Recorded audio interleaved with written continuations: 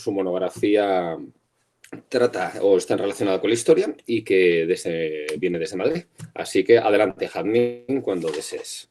Bueno, soy Jazmín Zamora Carreras y vengo a presentar mi monografía que básicamente trata de la interpretación de las protestas de Soweto entre 1976 y 1977 y sus efectos en la opinión pública británica. Es un poco extraño ahora, un poco oscuro, pero no os preocupéis, lo voy a explicar todo. Y básicamente lo que tenéis que quedaros, o lo que habría que quedarse ahora mismo, es que analizo la interpretación que se hace de unos hechos históricos sudafricanos por parte de un país europeo contemporáneo. Vale, entonces, como ya he comentado antes, o sea, no se puede dilucidar del título, mejor dicho, yo lo que hago es examinar la opinión pública. Pero el problema, o sea, la primera cuestión que aparece es ¿por qué me va a interesar absolutamente nada examinar la opinión pública del Reino Unido sobre un hecho que ocurrió en Sudáfrica?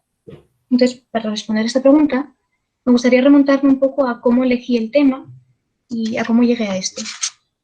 Inicialmente, mi monografía también iba a tratar sobre Sudáfrica, sobre el apartheid, porque era un tema al cual no sabía nada y sabía que era muy importante, ya que afectó a la vida de millones de personas. Y en un principio mi tema iba a tratar sobre el papel que jugó la comunidad internacional a la hora de presionar al gobierno de Sudáfrica y obligar a que pusiese un fin al régimen del apartheid. El problema es que con el tiempo vi que era un tema demasiado extenso, como a menudo ocurre con las monografías, y nada, después de haber hecho toda la investigación me di cuenta que tenía que cambiar de tema. Para lo que sí que me sirvió haber hecho toda la investigación, que no solamente fue una pérdida de tiempo, fue para darme cuenta que el momento en el cual las sanciones que esta comunidad internacional estaba aplicando a Sudáfrica fueron más fuertes, realmente empezaron a ser más efectivas, fue a partir de los años 80. Y muchos historiadores planteaban una tesis muy interesante al respecto, y es que a partir de los años 80 achacaban estas mayores sanciones al hecho de que la población estaba comenzando a presionar a sus propios gobiernos, es decir, que la opinión pública estaba comenzando a afectar a la política de sus países. Por otra parte, mientras estaba estudiando la historia de Sudáfrica, uno de los episodios que no se puede perder son las protestas de Soweto. Más adelante explicaré un poco de qué van, para tener un poco de contexto, pero básicamente fueron unos episodios muy, muy violentos de la historia de Sudáfrica que tuvieron necesariamente que ser mediatizados por todo el mundo. Y básicamente, en lo que esto unió a estas dos conclusiones es que muchos historiadores han considerado que las protestas de Soweto marcaron un momento en el movimiento anti-apartheid a nivel global, ya que despertó una nueva oleada de solidaridad en el marco global. Entonces, como esta tesis me había parecido muy interesante, me pareció que sería útil intentar evaluarla. Entonces, ¿qué mejor manera que fijarme en un país concreto y en ver cómo habría evolucionado esa opinión pública y si realmente se habría producido algún tipo de cambio? Ahora viene un problema y es como ya definir la opinión pública. Un país está formado por un grupo muy heterogéneo de gente y está claro que no puedes definirlo con tanta facilidad. Entonces aquí es donde entra en juego mi fuente primaria, que sería la prensa. Cualquiera que haya hecho un trabajo de investigación de historia ya sabe que la prensa siempre se utiliza como una fuente primaria o se suele recomendar como ella, pero quería recalcar la utilidad para cualquier persona que esté interesada en estudiar la opinión pública. Y es que hay que pensar en una cosa, la prensa es un producto, no cualquier otro, y por tanto tiene que ser de interés para el lector, para los lectores a los que va dirigidos. Eso no depende solo de gustos personales, sino que también va a depender de cosas como el contexto en el que se encuentren, el contexto político del país, los sesgos ideológicos que puedan tener, sus intereses. Y por lo tanto, la prensa debe reflejar esos elementos. Y en la medida en que refleje dichos elementos, refleja la opinión pública. Por otra parte, la prensa ofrece una ventaja que, por ejemplo, no podría ofrecer, no sé, ir preguntando a la gente de una en una cuál es su opinión respecto a un tema. Y es el hecho de que nos permite generalizar por distintos sectores ideológicos de la población. Hay que pensar que cada periódico va dirigido a un grupo determinado de la población. Y por lo tanto, cuando un periódico sigue una línea editorial, sigue una ideología concreta que pretende intentar atraer a un grupo de lectores que comparte esa ideología. Y por lo tanto, analizando la prensa de distintas editoriales, como yo hice en mi trabajo, puedes de alguna forma llegar a entender qué interpretación de los hechos estaban haciendo distintos sectores ideológicos de la población, lo cual ayuda a que la generalización que estás haciendo sea un poquito más próxima a lo que podría ser en realidad.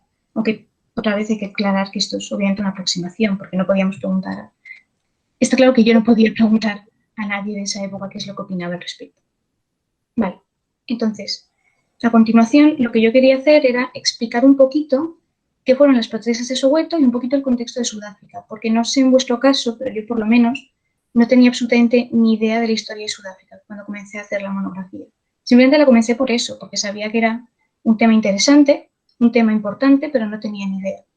Entonces, para contextualizar un poco, Sudáfrica es un país que desde 1948 estaba bajo un régimen denominado el apartheid, que se basaba fundamentalmente en la segregación racial en todos los aspectos posibles. Y remarco lo de posibles porque, si bien es cierto que no se podía compartir transporte público, ni ocio, ni lugares de residencia, los empresarios, que eran fundamentalmente la población blanca, sí que tenían una gran necesidad de mano de obra de la población negra, fundamentalmente porque no tenían que darles un sueldo tan alto y eran más fáciles de presionar con la policía. Por lo tanto, sí que les dejaban trabajar en las ciudades de día, pero durante las noches tenían que irse a las zonas que en realidad ni siquiera eran zonas oficiales del Estado, no eran ciudades oficiales, sino que eran más bien guetos, denominados townships. Entonces, es en uno de estos townships donde comienza toda la historia, en el township de Soweto. Entonces, pasamos ya al 16 de junio de 1976, es por la mañana, y comienza con una marcha pacífica de estudiantes de instituto. Estudiantes de instituto y niños más pequeños que simplemente se habían unido a la marcha. Era una marcha tranquila, con el objetivo de protestar por una medida que había tomado el gobierno de obligar a dar las clases en un idioma distinto. Era una marcha pacífica, pero tarde o temprano llegaron a una estación de policía y la policía les dijo que diesen media vuelta, que se fuesen. Los estudiantes resistieron y en una serie de eventos que aún no están demasiado claros, debido a que todas las fuentes, el récord oficial, los periodistas y muchos testigos difieren en qué ocurrió, la policía abrió fuego contra los estudiantes. Los estudiantes, enfurecidos, comenzaron a tirar piedras y todo derivó en una situación de caos y de violencia que no solamente terminó con muchísimos daños materiales, sino también humanos. La brutalidad de la respuesta policial motivó que durante los próximos días se sucediesen esta clase de episodios, no solamente en Soweto, sino en otros townships de Sudáfrica, y básicamente llevó al país a estar en una situación de casi perpetua violencia durante todo el resto de 1976 y 1977. Entonces, estos eran más o menos los hechos de los que estoy hablando, por eso eran unos hechos fundamentales no solo en la historia de Sudáfrica, sino que además también iban a ser tan mediatizados. Entonces, después de haber explorado y sobre todo contextualizado esos hechos en la monografía, lo que tenía que hacer ahora era hablar de la opinión pública británica. Pero claro, como cualquier persona que haya hecho un trabajo de historia, una investigación de historia, va a saber, es muy importante contextualizar toda la información, porque yo podría ponerme a analizar los artículos de periódicos que voy a utilizar para examinar la opinión pública, pero si no tengo el contexto no voy a tener toda la historia.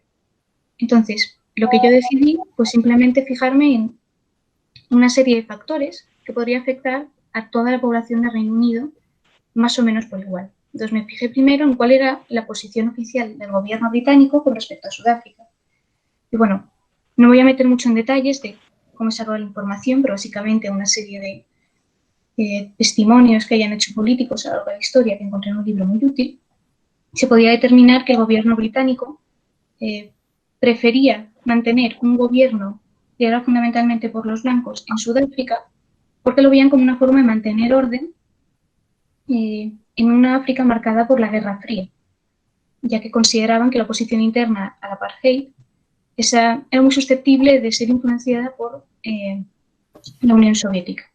Entonces, el gobierno británico, en un principio, estaba intentando mantener la estabilidad en esa región del mundo y, por lo tanto, no intervenir contra el gobierno segregacionista. Por otra parte, tenemos qué factores afectaban a la población sin más, culturales, en Reino Unido. Esto se basa fundamentalmente en que Reino Unido tenía unos fuertes lazos culturales con Sudáfrica. Esto es porque Sudáfrica fue una colonia de Reino Unido y, por tanto, como ocurre en muchos otros casos, había grandes desplazamientos de población desde Reino Unido a Sudáfrica y desde Sudáfrica a Reino Unido.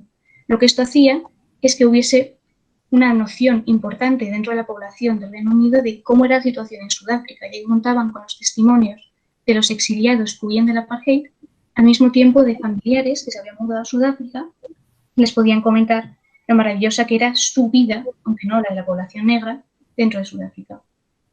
Esta noción de que eran muy conscientes y que tenían cierto interés por Sudáfrica también se ve reforzada por el hecho de que en Reino Unido fue la cuna del movimiento anti-apartheid, que básicamente se dedicaba a concienciar de la brutalidad del régimen e intentar obligar al gobierno británico a actuar. Entonces, con todo esto, lo que más o menos se podía sacar, o lo que yo podía hipotetizar, que iba a ser la opinión pública británica al comienzo, iba a ser que podía haber dos intereses contrapuestos. Primero estaría el interés de mantener estabilidad en esa región del mundo, por ese miedo a que el bloque soviético tomase control de la zona, y por otra parte poner fin al apartheid, porque al fin y al cabo eran conscientes de la brutalidad del régimen. Lo que ocurría es que si la oposición interna al apartheid y el movimiento anti-apartheid ya en Reino Unido se asociaban con la radicalidad, lo más probable es que la opinión pública británica estuviese dividida y polarizada. Y eso era como una especie de hipótesis de partida que iba a poder poner a prueba al analizar los artículos, y sobre todo me iba a servir para, aparte para contextualizar, un poco para poder comprobar si se produjo algún tipo de evolución. Vale, finalmente me dediqué a analizar los artículos, que ahora explicar un poquito cómo lo hice, porque involucró analizar un volumen muy elevado de información, pero básicamente lo que me permitió es que fue constatar primero que la opinión pública británica que había hipotetizado era correcta. Había cierta polarización entre las editoriales conservadoras y liberales, ya que ambas trataban los disturbios como disturbios raciales, pero unos hacían más hincapié en la violencia de los estudiantes y otros más hincapié en la violencia de la policía. A continuación, también está de acuerdo con la idea de que la opinión pública británica, independientemente de si liberal o conservadora, denunciaba el apartheid como un sistema manifiestamente inmoral, como pone ahí, y sobre todo, lo que atestigua, que es la parte más interesante, es una evolución en la cual se empieza a notar esa sensación de que la opinión pública británica se da cuenta de que el sistema del apartheid no iba a ser, o sea, no tenía esa estabilidad que en un principio la justificaba, y sobre todo que, independientemente de si les gustaba o no la violencia que estaban empleando como táctica política los jóvenes negros, que eran los principales actores de estas protestas y esta violencia, tenían un fin político real y que merecían la legitimidad que yo conllevaba. Entonces, en un principio, con la información que yo tenía, sí que se supone que se podría como demostrar esa tesis de que podría ser que, en efecto, la opinión pública británica fuese más favorable a presionar al gobierno. Pero bueno, siento haber hablado tanto de metodología del contenido, parecía interesante, ya que es algo de lo que creo que no demasiada gente conoce. Y bueno, voy a pasar ahora un poquito a explicar cómo analicé el contenido, ya que analizar la prensa no es lo mismo que analizar cualquier otro tipo de fuentes, sobre todo el uso de una fuente primaria. Entonces, lo primero de todo era qué clase de periódico se iba a coger, porque si yo quiero analizar la opinión pública no puedo coger cualquier tipo de periódico. Primero tiene que ser periódicos que tuviesen suficiente tirada, no me vale una revista que se leyese en un pueblo y ya está. Quiero que sea algo representativo. Por lo tanto, tuve que elegir periódicos que fuesen de los más leídos en ese periodo concreto, porque eso también va variando. Lo segundo era que si lo que yo quería era tener representación de distintos grupos sociales, iba a ser importante tener distintas líneas editoriales que fuese a apelar a distintos grupos sociales. Por eso terminé eligiendo un periódico conservador y dos periódicos liberales, uno de los cuales es sensacionalista, simplemente para comprobar si había algún tipo de diferencia, con periódicos un poco más serios, por decirlo de alguna forma. Y finalmente, el factor posiblemente más importante es si podía tener acceso a ellos. Uno de los motivos por el cual yo me fijé en la opinión pública británica y no en la opinión pública sueca, que luego podría explicar que también tiene sentido hacerlo, es porque yo puedo leer inglés, pero no tengo ni idea de sueco. Y otra opción es qué clase de periódicos puedo obtener desde España. porque si el año pasado ya era poco creíble que pudiese viajar a una biblioteca en Londres, este año es simplemente imposible. Entonces lo que tenía que hacer era buscar periódicos que también pudiese ver desde casa en Internet. Y bueno, básicamente llega a 3 periódicos que aparecen aquí: The Times, The Guardian y me aparece ahí 3 Daily Mail. Estos dos de aquí serían los de corte liberal y este de aquí es de corte conservador. Entonces, básicamente, me fijé en estos 3 periódicos porque cumplían los 3 criterios. Pero es muy importante tener en cuenta que todo esto depende de para qué estás utilizando la prensa. Si yo me quiero fijar en la prensa solamente en cómo tratan, o sea, cómo informan de una serie de eventos, a lo mejor no me importa tanto, o sea, la tirada como si, perdón, me estoy explicando un poco mal. En función de lo que quiero hacer, voy a necesitar una serie de periódicos u otros. Como yo me quiero fijar en la opinión pública, yo necesito tener una muestra representativa de toda la población. Pero si solamente necesito saber si hablaba de este tema o no, podría haberme fijado en cualquier tipo de periódicos, independientemente de la editorial, porque la línea editorial generalmente solo da matices a los hechos que se comentan. Vale. Y ahora lo que quería comentar al respecto es, analizar la prensa te ofrece muchas ventajas, como ya he comentado, pero también tiene un problema. Y es que si quieres hacer un trabajo significativo, que como ya habían comentado antes, una monografía que no fuese un poco plof, un poco sosilla, vas a necesitar analizar muchísima información. Y el problema es que con tan solo buscar palabras clave del tipo Sudáfrica, Soweto, violencia, dentro del rango temporal que habíamos establecido antes, 1976 al 77, encontré más de 700 artículos y obviamente no podía analizarlos todos. Entonces de estos tuve que hacer una selección para elegir 300 y luego poder analizar en profundidad 150. Lo que esto significa es que, primero, me estoy dejando muchísima información, pero que por otro lado voy a tener que manejar aún así, después de haber recortado, muchísima información. Y necesito entonces algún tipo de metodología para no dejar simplemente ir dejándome trocitos en cada artículo que vaya haciendo. Entonces, mi recomendación para cualquier persona que vaya a analizar prensa o en general tenga que analizar muchas fuentes y que solamente se pueda aplicar más allá de la historia, es primero hacer como una pequeña forma de clasificar la información. Yo hice una ficha con información básica del periódico, la fecha, etcétera, y luego ir partiendo de las tendencias generales que pude observar, ideas particulares de cada artículo, que es básicamente lo que me daría las conclusiones, y luego una lectura detallada de artículos, de la cual sacar citas, que vas a terminar utilizando como como argumentos, en caso de hacer una monografía de historia y necesitar distintos argumentos para ejemplificar cosas. Y bueno, lo último que quería comentar es que analizar cualquier monografía que se base en analizar fuentes primarias es un trabajo muy gratificante porque no es algo que tú hayas leído en un libro y que te dé la sensación de, bueno, vale, lo ha trabajado otra persona y yo lo único que estoy haciendo es traducirlo. No te va a dar esa sensación porque eres tú quien está llegando a unas conclusiones. Sin embargo, es muy útil, y al menos a mí me pareció fundamental, el poder comparar tus conclusiones con las de otros expertos que han estudiado algo parecido. Lo bueno o lo malo que tiene la monografía es que como te da tan poco espacio, al menos en historia no te puedes fijar un marco temporal especialmente amplio, de tal manera que es complicado encontrar trabajos que se fijen exactamente en el mismo rango temporal que tu trabajo. Por tanto, yo pude encontrar 2 libros que se basaban, que básicamente también analizaban un poco la prensa británica, cómo trató la situación en Sudáfrica, pero en un marco temporal mucho más amplio. Me sirvieron no solamente para contextualizar, sino también un poco para comparar las conclusiones que habíamos obtenido.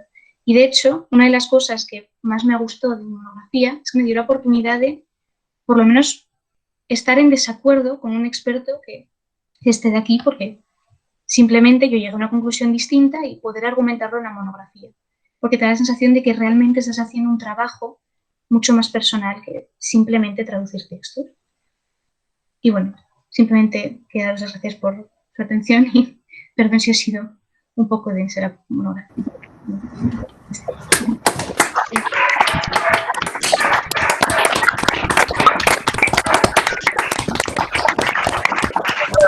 Bueno, gracias, Jazmín, por tu trabajo. Es espectacular. El trabajo con las fuentes, meritorio. Vamos, menuda selección, menudo trabajo que te has echado a las espaldas. Me ha gustado también mucho que nos hayas hablado de la metodología, el proceso creativo, la selección del tema. Y bueno, y después ya metiéndonos en el asunto concreto que tratas, pues temas muy importantes, ¿no? Y temas muy profundos. Los ecos del colonialismo, el apartheid, un régimen que no sé si podrás aclararnos ahora si todavía tenemos ecos por aquí. Y me ha interesado mucho, sobre todo, el tema de la opinión pública, ¿no? Cómo puede modificar la política de un país. Entiendo que además la selección en este caso, de Reino Unido, para ver la opinión pública, para comprobar cómo reaccionaba a estos acontecimientos que nos has referido, viene dado, entre otras cosas, además del sentido práctico, la posibilidad de leer la prensa, etcétera, también porque hay una herencia británica, ¿no?, en este desarrollo de este régimen. Yo quisiera preguntarte, y ahora vamos a ver si hay alguna pregunta por aquí también, este análisis que has realizado sobre la opinión pública en relación a la política, sobre este acontecimiento tan concreto, ¿tú crees que este tipo de trabajos tienen validez en el presente? Porque estamos ahora mismo con una opinión pública y con una política muy dividida, como todos sabéis, y no sé qué opinas a este respecto y cómo podríamos afrontar esta situación que tenemos desde estos análisis que tú has desarrollado. Es interesante porque la ventaja con la que yo cuento es que en los años 70 no había redes sociales. No podía simplemente sacar una cámara, grabar un hecho y que eso llegase a dar la vuelta al mundo. La información que recibía la población era, el ciudadano medio al menos, era fundamentalmente lo que recibía por las noticias, por el periódico.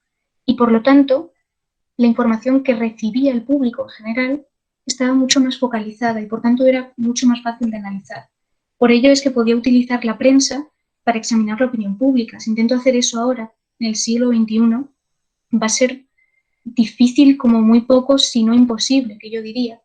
Por tanto, en la actualidad me parece que es un método que no sería aplicable. Simplemente porque, aparte de que hay una grandísima diversidad de fuentes de información actuales, está ese hecho de que cualquier persona puede informar y puede obtener información sin ningún tipo de medios oficiales, sin una línea editorial que vaya a tratar los hechos y vaya a darles una luz distinta.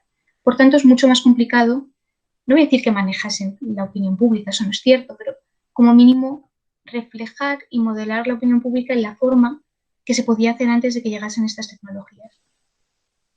O sea, que ahora la diversidad de voces, ¿no?, ha generado esta cacofonía que hace difícil, ¿no?, asumir, ¿no?, el estudio de esta situación. Mira, te preguntan por aquí, te pregunta Mario, que intervino hace un ratito, como tú bien sabes, si te resultó muy difícil tener acceso a las diferentes fuentes. Y además dice que es en un tema tan controvertido como la apartheid. ¿Cómo se consigue dejar la ideología de lado para poder analizar de esta manera la información? Vale, son dos preguntas básicamente. La primera, encontrar las fuentes de los periódicos no fue complicado. No demasiado porque aquí hay una herramienta que es un poco cuestionable a nivel moral, pero es muy útil. Y es que si tenéis que utilizar un servicio de pago, la gran mayoría os van a ofrecer 3 semanas de periodo gratuito, 3 días de periodo gratuito. Y si te haces varias cuentas de correo, puedes acceder a una gran cantidad de información que en un principio es de pago de forma gratuita. Y que de hecho recomiendo a cualquier persona que tenga que utilizar fuentes de historia porque una gran mayoría sí que cuestan dinero. Entonces no me costó encontrarlas precisamente por ello. Fue complicado seleccionar los periódicos, pero bueno, después de muchas horas de investigación, sí que llegué a concluir qué periódicos cumplían esos criterios, sobre todo el que tuviesen tirada, que fuesen diversos y el hecho de que simplemente pudiese tener acceso a ellos. Y luego, la segunda parte de la pregunta era cómo había dejado la ideología aparte. Y no voy a mentir, o sea, no creo que hubiese dejado la ideología aparte, simplemente que yo cuando comencé la investigación no tenía absolutamente ni idea del apartheid en Sudáfrica, ninguna. Entonces comencé desde cero y lo que suelo hacer yo en general es intentar buscar todas las fuentes posibles y luego leerlas todas. Es mucho trabajo al final, pero lo que sí que me ofrece es como una visión muy variada de distintas opiniones, distintas perspectivas. En mi trabajo, en la monografía final, creo que no ha debido influir ningún tipo de sesgo, ninguna forma de cómo critico yo ahora si me parece bien o no el apartheid, ya que lo que me he limitado es simplemente a resumir, oye, esto es lo que te estaban diciendo los periódicos, porque al fin y al cabo lo que sí que te ofrece la prensa es que otra vez es un producto, busca captar el interés del público y por lo tanto utilizan un lenguaje bastante expresivo. Entonces no te da demasiado lugar a dudas de qué es lo que están intentando decir.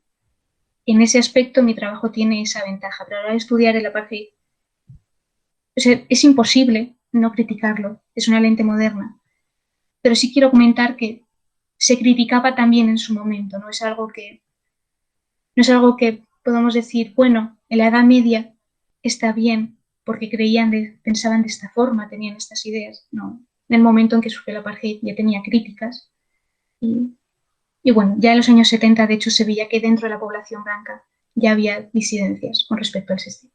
No sé si he respondido. Sí, gracias, Fermín. Mira, te preguntan un par de cositas ya rápidamente. ¿Crees que esta situación, tanto política como social, podría repetirse en la actualidad? Y también, si quieres enlazar con otra cuestión, que es dar algún consejo breve para el tema de la gestión del tiempo. Vale. Si se puede o no relacionar con la situación actual, supongo que sí se puede relacionar en el hecho en ser consciente de la importancia que tiene la opinión pública en la política de un país. Al final, no sé qué es lo que piensan otras personas, yo al menos siempre he tenido esa sensación de que da igual lo que quiera un individuo, no va a conseguir demasiado por sí solo. Pero sí que es cierto que cuando hay grandes cambios en la opinión pública, que de hecho es algo que se puede observar en la prensa, después de leer tantos artículos, cómo va evolucionando, sí que te puedes dar cuenta de que tiene un gran poder que no sé si yo creo que todo el mundo le dé tanta importancia como la que realmente tiene, incluso solamente en la historiografía. Y bueno, en la actualidad, lo dicho, no sé si se puede controlar tanto la opinión pública como antes con la prensa, pero por lo menos sí que es cierto que actualmente sigo creyendo en el valor que tiene la opinión pública para modificar las políticas. Y solo como comentario rápido, Sudáfrica se ha intentado utilizar a menudo como una forma de resolver la situación en Palestina, porque se asemeja bastante a la situación del apartheid.